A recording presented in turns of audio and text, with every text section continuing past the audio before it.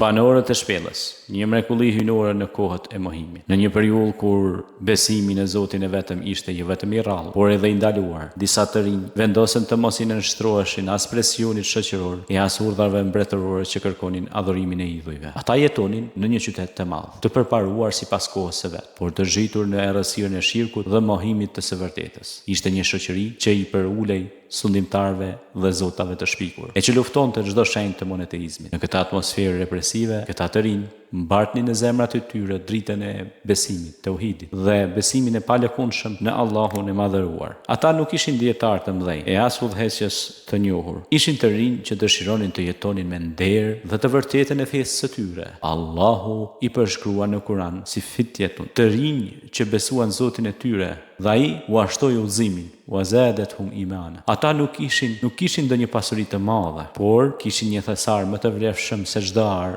apo pushtet, besimin në një Zot. Zemrat e tyre ishin të mbushura me frikë dhe dashuri për Allahun, dhe kjo i bëri që të mos dorëzoheshin përballë persekutimit. Kur presioni ndaj tyre u bë i padurueshëm dhe rreziku për jetën u shtua, ata vendosën të largoheshin nga qyteti. Në heshtje dhe me kujdes të madh, u larguan natë, duke marrë vetëm aq sa u nevojitet për rrugëtim. Nuk kishin një plan të saktë, por kishin një bindje të fortë. Allahu nuk i braktis robërit e tij të sinqertë. U drejtuan drejt një shpellë të madhe, të fshehur midis maleve, që askush nuk e frekuentonte. Ajo shpellë do të bëhej vend strehimi i tyre, por mbi të gjitha do të bëhej një vend ku Allahu do të manifestonte një prej mrekullive të tij. Pasi hynë në shpellë, ushtrinë dhe filluan të lutën duke i kërkuar Allahut mëshirë dhe rrugdalje nga sprova e rëndë. Ata nuk kërkuan pasuri, nuk kërkuan mbretëri as hakmarrje ndaj armiqve të tyre. Kërkuan mëshirë dhe udhëzim. Allahu u pranoi lutjen. Në atë moment, Zoti i tyre bëri që një gjumë i thellë t'i mbulonte. Trupat e tyre ranë në qetësi të plotë dhe asnjë zë nuk u dëgjua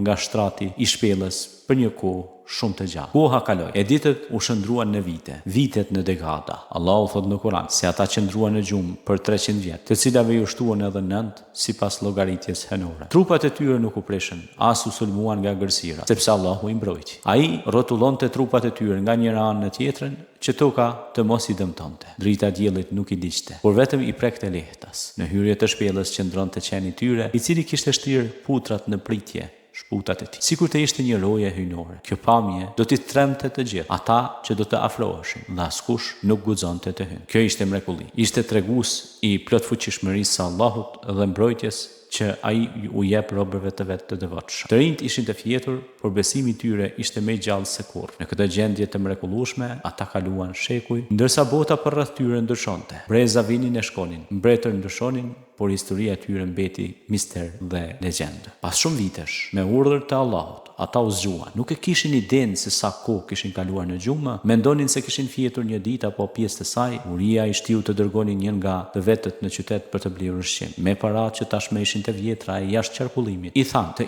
ishte i kujdesshëm, të ishte shumë i kujdesshëm të mos i zbulonte dhe të ruaj nga ata që ende mund të ishin në pushtet. Kur ai hyri në qytet, çdo gjë i dukej ndryshe. Gjërat kishin ndryshuar, ndërtesat, rrugët, mënyrat e folurit. Kur tentoi të pagunte me monedhën e vjetër, njerëzit u habitën. E morën atë për një njerëz që kishte gjetur një thesar të lashtë, por kur ai tregoi historinë e tij dhe shokëve të tij, populli mbeti i shtambur. Kush ishin këta njerëz? Si kishte mundësi që kishin jetuar aq gjatë? A ishte kjo një mrekulli apo thjesht një trill? Zoti bëri që përmes kësaj ngjarje të ringjallte besimin në zemrat e njerëzve. Ishte një argument i gjallë për ringjalljen dhe jetën pas vdekjes. Nëse Allahu është i aftë të ruajë trupin dhe shpirtin për qindra vjet dhe t'i zgjojë sërish, atëherë a nuk është ai i aftë të na ringjallë në ditën e Kiametit? Kjo ngjarje u bë provë për një popull që kishte dyshime për ringjalljen dhe për jetën e përtejme. Pas zbulimit të kësaj mrekullie, të rinjt u kthyen në shpellë. Ata nuk donin famë apo adhurim nga njerëzit. Dëshira e tyre ishte të jetonin me dinjitet dhe të vdisnin me besim, me lejen e Zotit. Shpirtat e tyre u morën në qetësinë e shpellës, aty ku ishin strehuar nga padrejtësia. U bë një vend i shenjtë për besimtarët, një simbol i qëndrueshmërisë dhe ndihmës hyjnore. Kështu historia e tyre u transmetua brez pas brezi, u përmend në Kur'an si një tregim për të kujtuar për herë. Ata u bën shembull i të rinjve që nuk i nënshtrohen presioneve, por qëndrojnë të fortë në besimin e tyre. Ishin simbol i guximit, i qëndrueshmërisë dhe i besnikërisë ndaj Zotit. Allahu e ruajti historinë e tyre në librin e Tij të shenjtë, si një thirrje për ata që dëshojnë, si një ngushëllim për ata që vuajnë dhe si një dritë për ata që kërkojnë rrugën e vërtetë. Ai